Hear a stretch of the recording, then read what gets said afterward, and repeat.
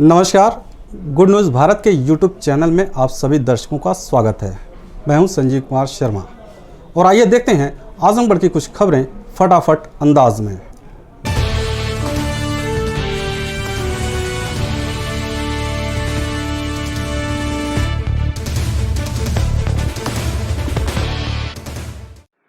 आजमगढ़ जिले के रौनापार थाने के पलिया गांव निवासी स्वतंत्र कुमार ने थानाध्यक्ष रौनापार पर उसे जबरन परेशान करने का आरोप लगाया है। स्वतंत्र कुमार पेशे से भट्ठा मालिक है। उन्होंने पुलिस अधीक्षक को दिए गए प्रार्थना पत्र में कहा है कि थानाध्यक्ष द्वारा भट्ठे पर अनावश्यक पुलिस भेजकर परेशान किया जाता है और उनके द्वारा धमकी दी जाती है। पीड़ित ने दिए गए प्रार्थना पत्र में कहा है इसी धमकी के नाते उनके पिता की मौत हो गई, जिसका आरोप थानाध्यक्ष पर लगाया है। स्वतंत्र कुमार ने थानाध्यक्ष के खिलाफ मुकदमा दर्ज कर जाँच की कार्रवाई की मांग की है। पर छापा मरवाएं, कुछ भी कोई चीज़ भी नहीं पाए। उसके बाद भी मुनीब को और मेरे लेबर के लेकर भट्टी वहाँ वो थाने पर चले गए। उसके बाद हम लोग किस तारीख को लेके गए? वो कुछ नहीं, वो कह रहे थे कि दारू बिकता है। किस तारीख को? 30 को ले गए थे, 30 तारीख को। अब कुछ भी नहीं पाए। उसके बाद 30 तारीख को लेके गए, फिर रात में हम लोग गए, फिर उसके रात में छोड़े। उसके बाद हम लोग घर आए, फिर उसके बाद फिर 4 तारीख को फिर भेज दिए। 4 को फिर भेज दिए पुलिस वालों को। वो सब आए, मेरे भट्टे का फिगर उगर ले होकर गए और जो मेरा नाम उम लिखा था, जिस नाम से चलता है, GST नंबर वो लिख वो ले। तब तक मेरे पिताजी को जानकारी हो चुकी थी कि मेरे भट्टे 2 बार छापा मारा चुका। इसी के सदमे से उनका वो हार्ट अटैक हो गया। क्या करते थे पिताजी? साथी अधिकारी से रिटायर हुए थे। अच्छा, आजमगढ़ जिलाधिकारी नागेंद्र प्रसाद सिंह की अध्यक्षता में कलेक्ट्रेट सभागार में ऑटो सेक्टर के व्यापारियों के साथ बैठक संपन्न हुई। बैठक में जिलाधिकारी ने ऑटोमोबाइल की दुकानें, ऑटोमोबाइल शोरूम व सर्विस सेंटर 7 मई सुबह 10 बजे से सायं 6 बजे तक खोलने का निर्देश दिया है। इसी के साथ ही जिलाधिकारी ने समस्त ऑटो सेक्टर के व्यापारियों को निर्देश दिया है कि दुकानों पर सोशल डिस्टेंसिंग का पालन कराना सुनिश्चित करें। ग्राहकों में दूरी बनाए रखने के लिए गोला बनाएं व छाया की व्यवस्था करें। ऑटोमोबाइल की दुकानें, शोरूम व सर्विस सेंटर पर काम करने वाले सभी कर्मचारी मास्क लगाएं, समय समय पर हाथों को सैनिटाइज करते रहें। इसी के साथ ही उन्होंने यह भी निर्देश दिया कि जो भी ग्राहक आए उनका प्रतिदिन का रिकॉर्ड उन्हें रखना पड़ेगा।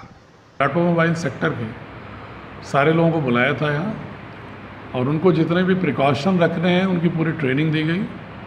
और इसके बाद कल 10 से 6 ऑटो सेक्टर के जितने भी एजेंसीज, वर्कशॉप हैं, पार्ट्स की दुकानें हैं, सब खुलेंगे।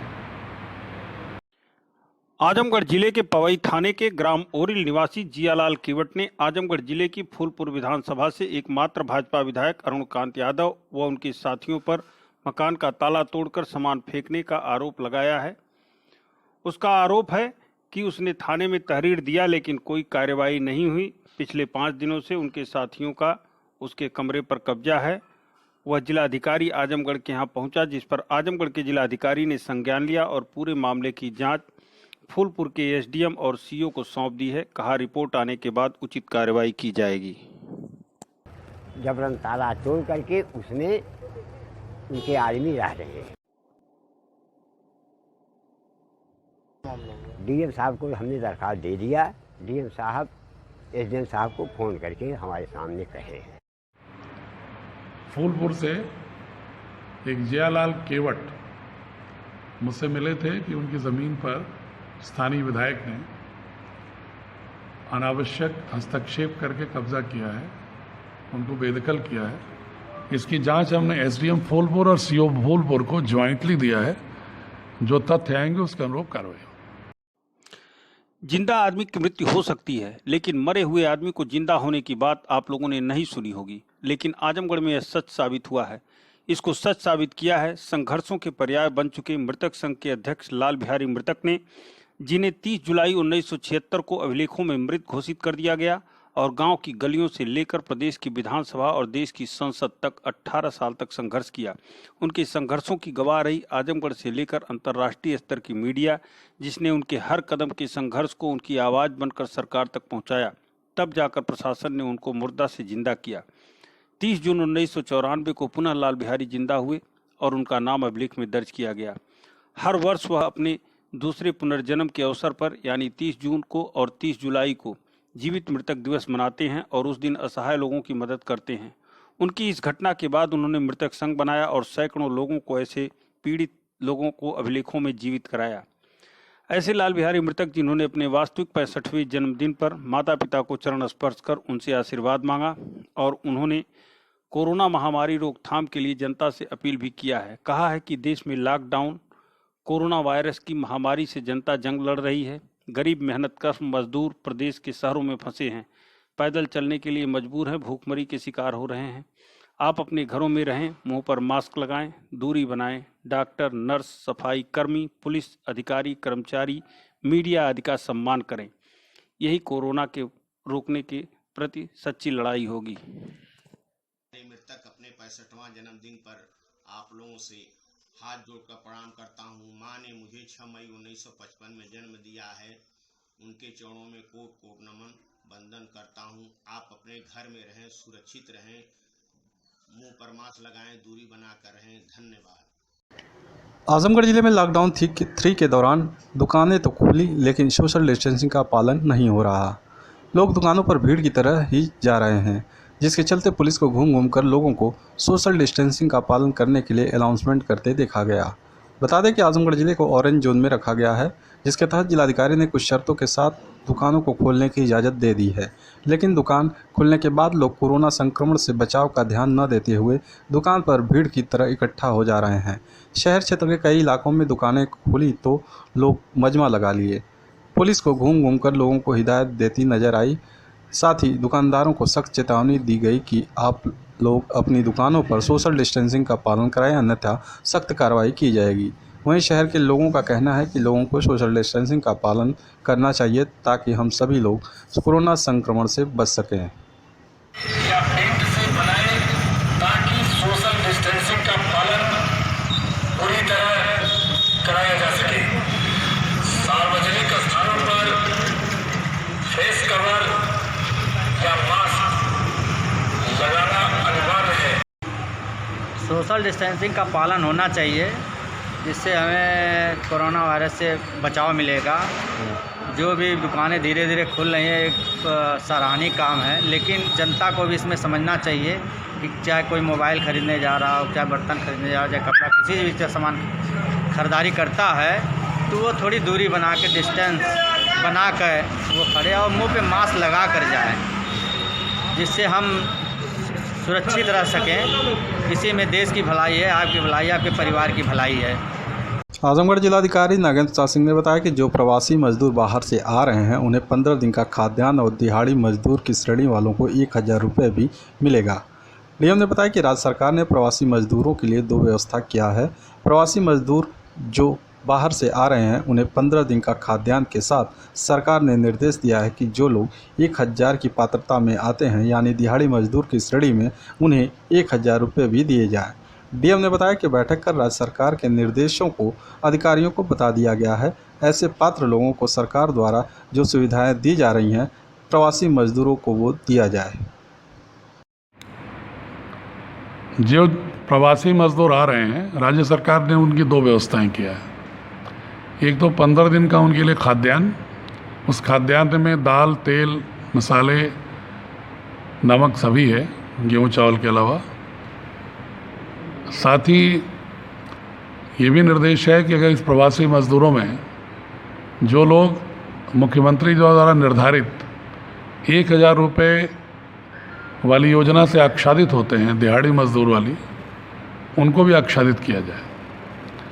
तो इसलिए उनको खाद्यान्न भी मिलेगा और जो लोग पात्र होंगे दिहाड़ी मजदूर 1000 रुपये में, उनको 1000 रुपये भी मिलेगा। ये हमने अपने यहाँ बैठक करके लोगों को निर्देश कर दिया है। मिलते हैं एक छोटे से ब्रेक के बाद। आप देखते रहिए गुड न्यूज़ भारत।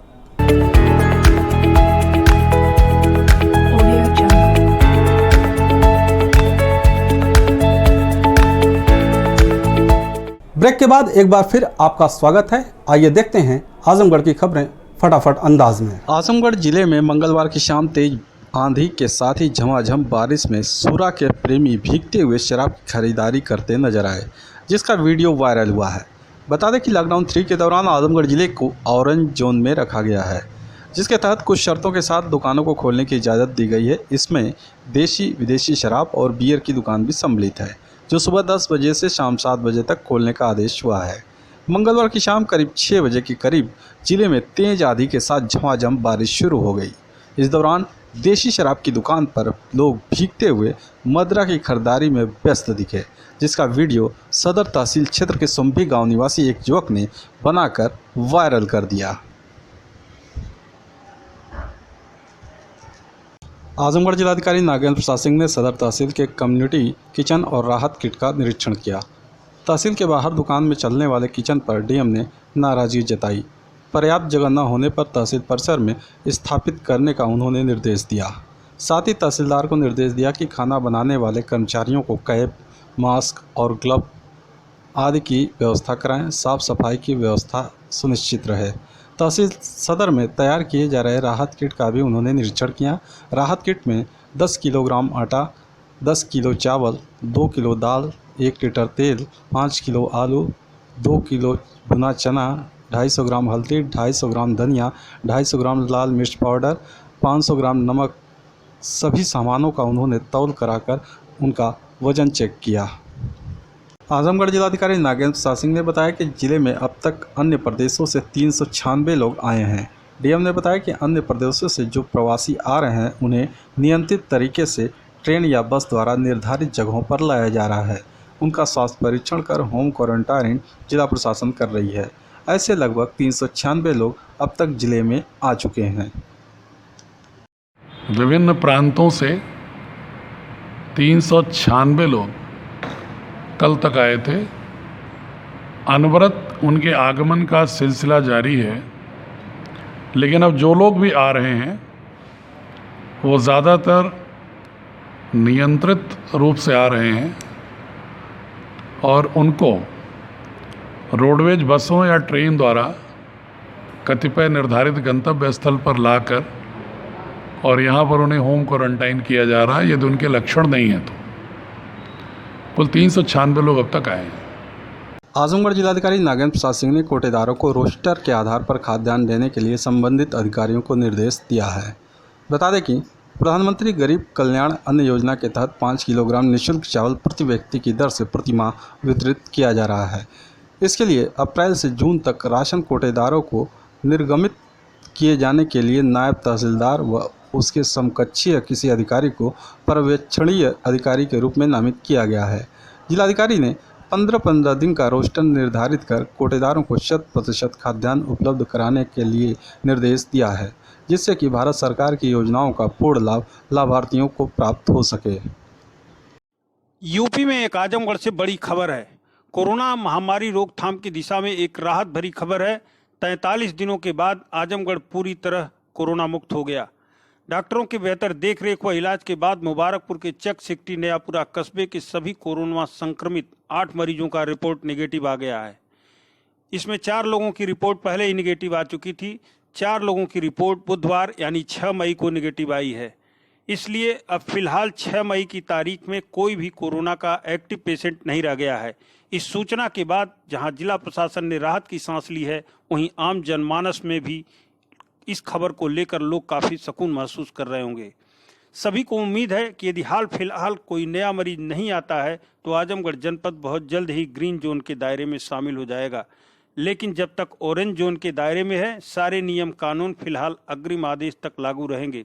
प्रशासन ने अनुरोध भी किया है और चेतावनी भी दी है कि सभी को लॉकडाउन के 3rd फेज के बाद भी नियमों का पालन करना होगा। घर के बहुत ही आवश्यक कार्य होने पर ही मास्क लगा करके बाहर निकलें। सैनिटाइजर और साबुन का नियमित रूप से प्रयोग करें। भीड़ भाड़ वाले इलाकों में सोशल डिस्टेंसिंग यानी 6 फीट की दूरी को बनाए रखें। 5 लोगों से ज़्यादा एक जगह लोग एकत्र न हों। प्रशासन ने साफ किया है कि फिलहाल इस बीच किसी भी तरह की कोई ढील नहीं दी जाएगी। आपको बता दें कि बीते 1 अप्रैल को आजमगढ़ जिला उस समय कोरोना संक्रमण की गिरफ्त में आ गया जब दिल्ली मरकज से लौटे जमातियों में से 4 लोगों की जांच के बाद कोरोना की रिपोर्ट पॉजिटिव आई थी। उस समय धीरे धीरे यह संख्या 8 हो गई। बस गनीमत यही रहा कि जनपद के मुबारकपुर थाना क्षेत्र के चकसिकटी में कुल 8 कोरोना पॉजिटिव मरीज पाए गए थे। प्रशासन ने इस कस्बे को पूरी तरह सील कर दिया था। फिलहाल इनमें से 4 मरीज ठीक हो चुके थे। जिलाधिकारी NP सिंह ने बताया कि 6 मई को 4 लोगों के तीसरे सैंपल की रिपोर्ट भी नेगेटिव आ गई है। फिलहाल जनपद कोरोना संक्रमण से मुक्त हो गया है।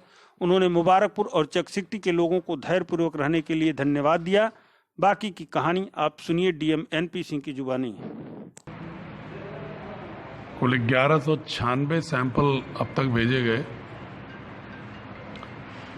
जिनमें से 1156 का परिणाम आया। इसमें से 1148 के नेगेटिव आए, 8 के अब तक कुल पॉजिटिव आए थे, जिनमें से 4 लोग पहले ही लगातार 2 बार नेगेटिव मिलने के बाद डिस्चार्ज हो गए थे।